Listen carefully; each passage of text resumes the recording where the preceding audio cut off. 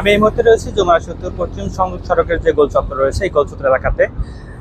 এই যমুনা সেতু কিন্তু উত্তর এবং দক্ষিণাঞ্চলের প্রায় 22 জেলার মানুষ কিন্তু এই যমুনা সেতুতে পারাপার হয় এবং আমরা সকাল থেকে দেখেছি বেলা বাড়ার সাথে সাথে কিন্তু যমুনা সেতুর ব্যক্তিগত গাড়ি যানবাহন দিয়ে কিন্তু মানুষ তাদের ঈদ আনন্দ উপভোগ করার জন্য কিন্তু নাইট টাইমে বাড়ি ফিরতে শুরু করেছে।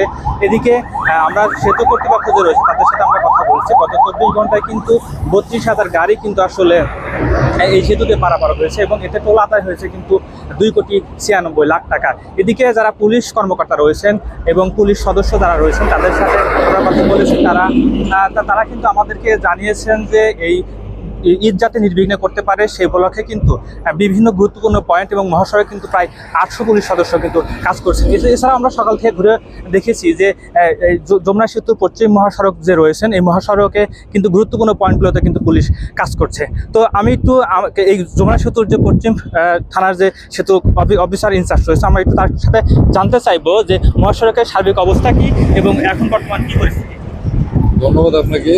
আসলে আসন্ন ঈদুল আজহা উপলক্ষে আমাদের যে সিরাজগঞ্জ জেলা পুলিশের পক্ষ থেকে যে কর্মপরিকল্পনা গ্রহণ করা হয়েছে আমাদের মাননীয় পুলিশ সুপার মহোদয়ের সুচিন্তিত এবং নির্দেশনা মোতাবেক গুরুত্বপূর্ণ নির্দেশনা মোতাবেক আমরা এই কর্মপরিকল্পনা বাস্তবায়ন করতেছি। তারই অংশ হিসাবে আমাদের এই মহাসড়কে 40টি পিকেট টিম রয়েছে, হুন্ডা মোবাইল টিম রয়েছে, 21টি কিউআরটি টিম রয়েছে, অ্যাম্বুলেন্স রয়েছে, যারা আহত হবে গুরুতর বা জখমপ্রাপ্ত হবে আমাদের অ্যাম্বুলেন্সের ব্যবস্থা আছে এবং অনেকের তেল সংকট হলে আমাদের তেলের গাড়ির জন্য আলাদা একটা ব্যবস্থা রয়েছে ওভারঅল। এবং আমাদের মহাসড়কের সার্বিক পরিস্থিতি যে জনবল প্রায় 700-র উপরে আমাদের জনবলের মহাসড়কে রয়েছে।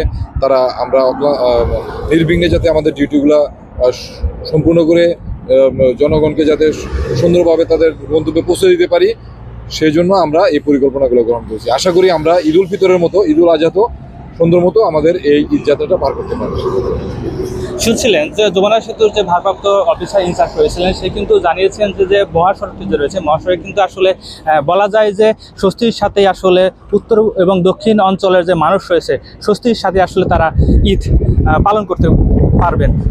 তো আমার কাছে এই ছিল যমুনা সেতু পশ্চিম মহাসড়ক থেকে সর্বশেষ।